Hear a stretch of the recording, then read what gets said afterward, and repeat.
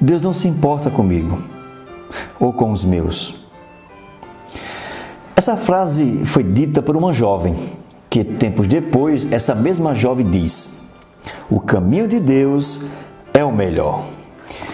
Bem, o nome dessa jovem é Mary Ann Beck.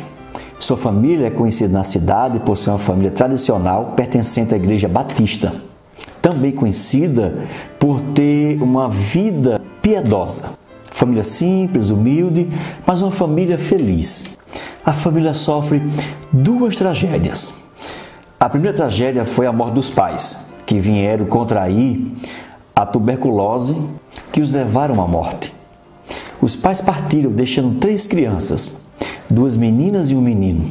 Apesar de terem ficado órfãos, as crianças levam a vida adiante, trabalham para sobreviver e não abandonam a fé. Elas continuam caminhando para a igreja. E logo depois vem a segunda tragédia.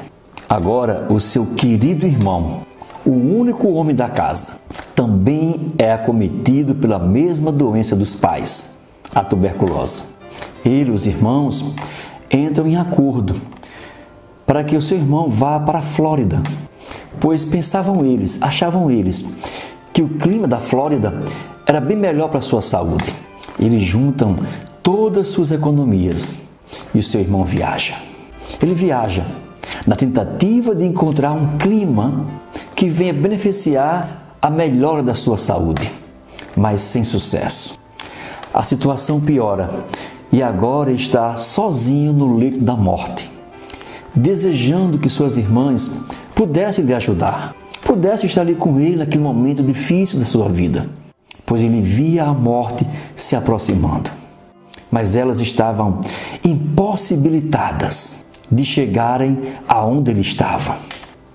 2 semanas depois, ele morre. Até então, elas não tinham dinheiro, nem para trazer o corpo e nem para viajar e realizar a cerimônia fúnebre. E sobre essa terrível experiência, escreveu Mary: embora nosso choro não fosse como daqueles que não têm esperança, embora tivesse crido em Cristo desde menina e desejasse sempre viver uma vida consagrada e obediente, tornei-me terrivelmente rebelde a esse desígnio da divina providência. Eu disse no meu coração que Deus não me amava e nem aos meus. Ela conta que quando estava naufragando em meio à tempestade, naquela terrível experiência que estava vivendo, Deus veio em seu socorro para consolá-la. Mas a própria voz do meu mestre veio em seguida acalmar a tempestade no meu coração rebelde e me trouxe a calma de uma fé mais profunda e a uma confiança mais perfeita. Deus consolou perfeitamente a Mary. Mary e sua irmã conseguiram o dinheiro para trazer o corpo do seu irmão para Chicago. Foi logo depois dessa experiência triste e avassaladora que o professor, o reverendo Palmer, da Igreja Batista, o seu pastor, solicitou-lhe que ela preparasse alguns hinos para serem cantados nos domingos pela manhã na escola bíblica dominical. A proposta é que os hinos que fossem elaborados pela Mary deveriam fazer referência aos temas das lições da escola bíblica dominical. Bem, nesse contexto, Mary foi tocada por uma das lições que tinha como tema Cristo acalma a tempestade. A lição que Mary toma como referência tinha como narrativa o livro de Marcos. E a lição narrava exatamente o capítulo 4, onde o discípulo de Jesus é apanhado em uma forte tempestade no barco, no mar da Galileia.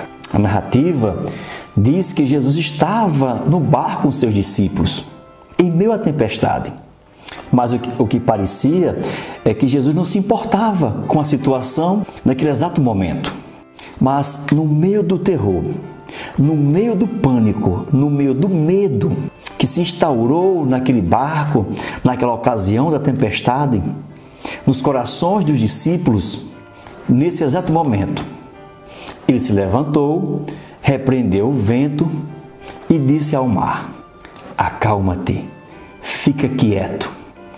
O vento se aquietou e tudo ficou calmo. E essa lição estava tão vividamente na sua experiência que lhe inspirou a compor um lindo poema. Logo depois de compor a poesia, ela mostrou ao reverendo Palmer. Ele, encantado com o poema, baseado na lição e na experiência da jovem de quase náufrago, ele imediatamente compõe uma música para aquele poema. A melodia, então, estava pronta pelo reverendo Palmer, e o poema de autoria de Mary. E o poema virou música e foi publicado em um hinário. A tradução para o português deste hino foi feita em 1903 por um missionário batista, por nome William, um dos pioneiros da Igreja Batista no Brasil. Ele incluiu no cantor cristão e, tempo depois, foi incluído na harpa cristã com o número 578. Bem, há mais informações sobre este hino e sobre a história de Mary, que eu deixo você descobrir através da leitura deste livro. História dos hinos que amamos. Silas Daniel, História dos hinos que amamos. Queridos, eu recomendo.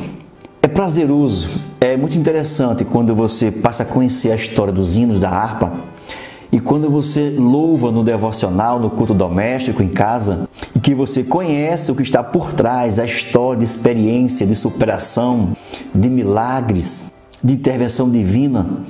Você louva a Deus com esses hinos de uma forma mais edificante, prazerosa, mais confiante e com mais esperança. Nossa intenção aqui foi de lhe dizer, através de um pouco da história deste hino, que Deus se importa com você. E também dizer a você que Ele vê a tempestade e que Ele irá acalmar os ventos contrários e o mar revolto. Você não irá naufragar. Seu barco não vai afundar. Ele está no barco com você.